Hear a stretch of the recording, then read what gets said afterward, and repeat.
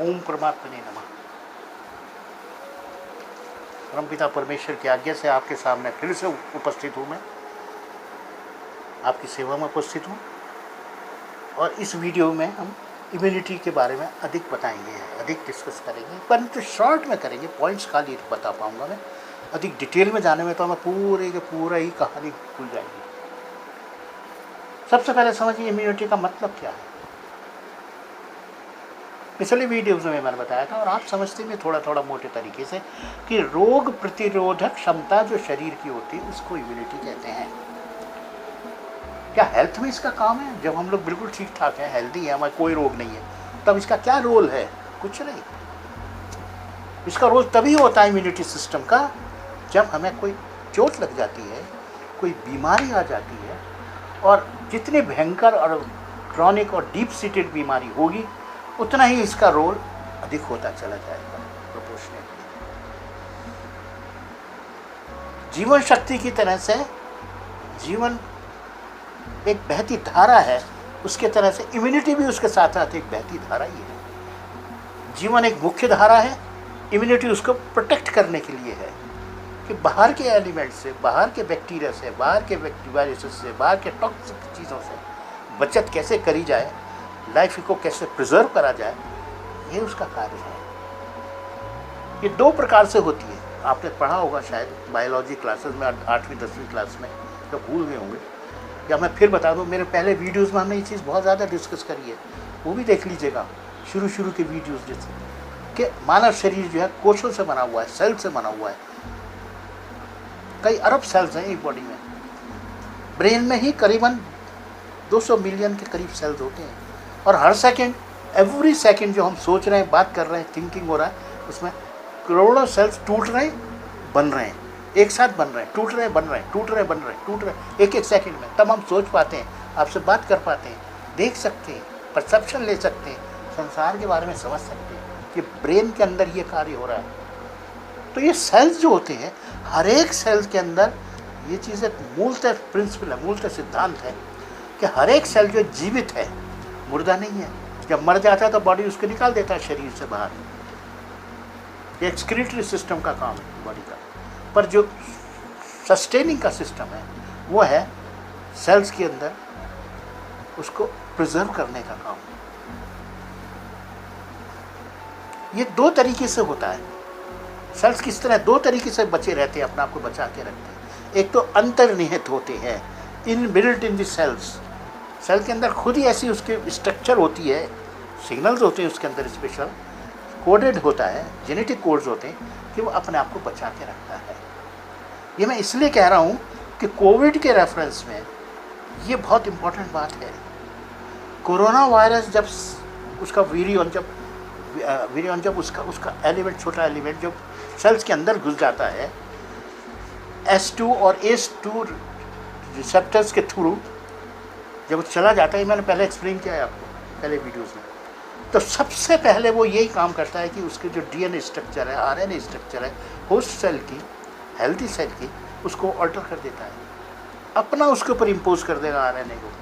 ये RNA based virus है ये, और सारा मामला बिगाड़ के सबसे पहले रेप्लिकेट करना शुरू करेगा, तेज़ी से रेप्लिकेट में रिप्रोडक्शन करना, उसको 1, 2, 4, 8 इस तरह से रेप्लिकेट करता है।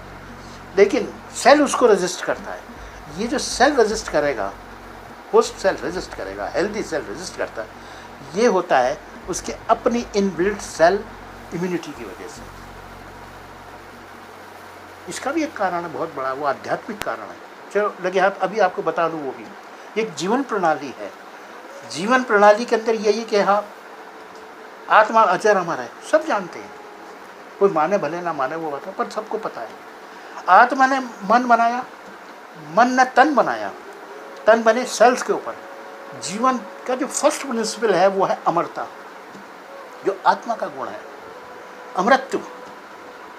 मैं स्थायी हूँ, हमेशा रहूँगी, हमेशा मेरा अस्तित्व रहेगा। यही चीज़ मन में भी आई है। मन अपने आप को अजर अमर समझता है, हालांकि ये जानता है अच्छी तरह से कि नश्वर है, पूरा संसार के साथ प्रतिपल बदल रहा है, फिर भी हर एक इंसान अपने आप को, हर एक सेल अपने आप को स्थायी मानता है।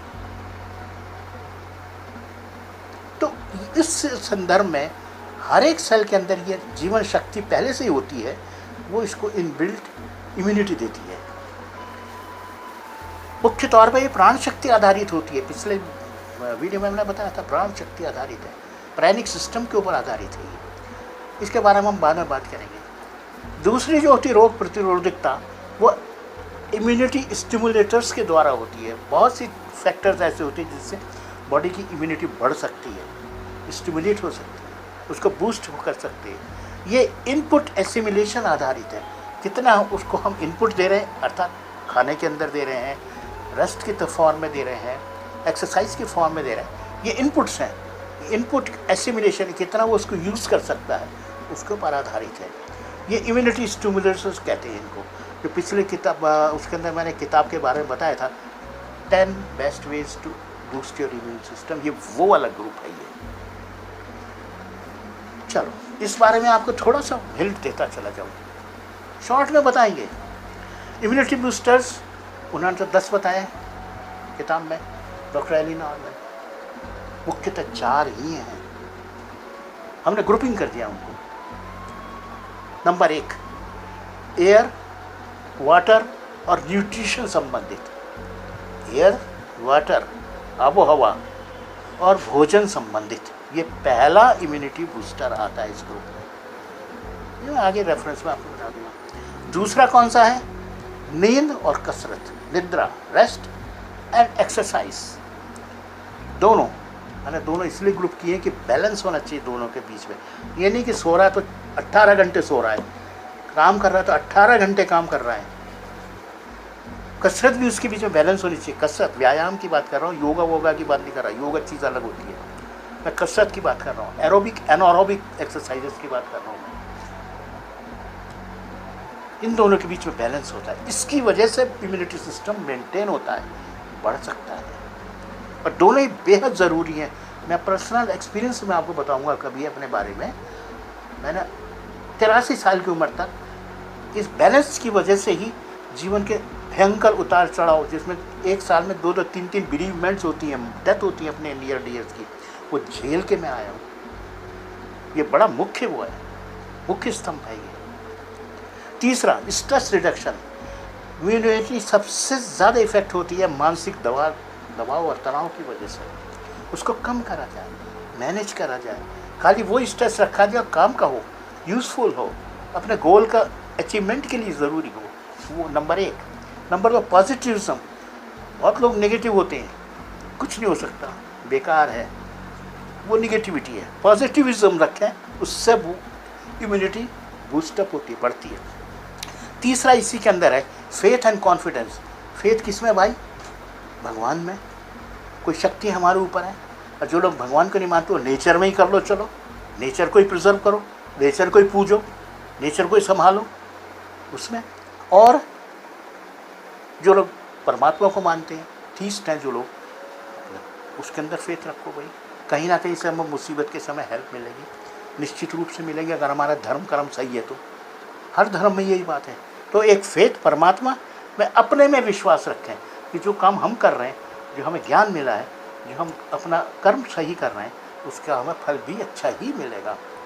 ये विश्वास के साथ इम्यूनिटी अगर जीवन जिया जाएगा, लड़ाई लड़ी जाएगी कोविड वगैरह से, तो जीतने का चांस अच्छा हो जाएगा। इम्यूनिटी बूस्टिंग का है ये। एक और भी है intimacy, sharing, understanding and relationships. सामाजिक संबंध किस प्रकार के हैं, यानी सबसे बड़ी मार खाता है आज का जीवन। सामाजिक संबंध लगभग सबके ही बिगड़ जाते हैं, हर समय एक से नहीं रहते, कभी ऊंच रहती है, कभी नीच रहती है। ये अंडरस्टैंडिंग एक दूसरे के लिए, एक दूसरे से संबंध रखने के लिए, शेयरिंग करने के लिए, अपने दुख सुख बांटने के लिए, और इंटीमेसी के लिए, करीबी के लिए। ये 4-5 पॉइंट्स के ऊपर ये बहुत इम्यूनिटी का इफेक्ट होता है। एक और भी है बैलेंस। हर चीज़ के अंदर बैलेंस होना चाहिए। सब चीज़ की महत्ता है संसार में, संतुलनात्मकता, बैलेंस रखना है। और मेडिटेशंस के बारे में उस किताब में भी लिखा है। हम तो खैर स्पिरिचुअलिस्ट, हमारा काम यही है। मेडिटेशन स्टार्ट होता है, ख़त्म भी यही होता है। मेडिटेशंस के बारे में और धार्मिकता, नैतिकता, उससे भी इम्यूनिटी बहुत सही रहती है, टॉप लेवल के ऊपर रहती है। ये 6 पॉइंट्स जो हैं वो तीसरे में आते हैं, थर्ड में आ रहे हैं। और चौथा बूस्टर कौन है? स्टेइंग आउट ऑफ हार्म्स वे। उस किताब में भी है कि नुकसान जो है उससे उस नुकसान से बचने के रास्ते पहले से अडॉप्ट कर लिए जाए। ये आता है सात्विक जीवन शैली में। शुरू में मैंने पिछले से पिछले वीडियो बताया था जीवन शैली के बारे में। सात्विक जीवन शैली अगर आप रखेंगे तो 80% 70% प्रॉब्लम्स इम्यूनिटी के बारे में जो होती है वो होंगी ही नहीं, ये गारंटी है इस बात की। पर यह नहीं कि आप सारी ज़िंदगी तो आपने तामसिक जीवन जिया, राजसिक जीवन जिया, भोग विलास में, और जब कोविड प्रॉब्लम आ गई तो सात्विक बन गए। ऐसे नहीं होता कभी भी।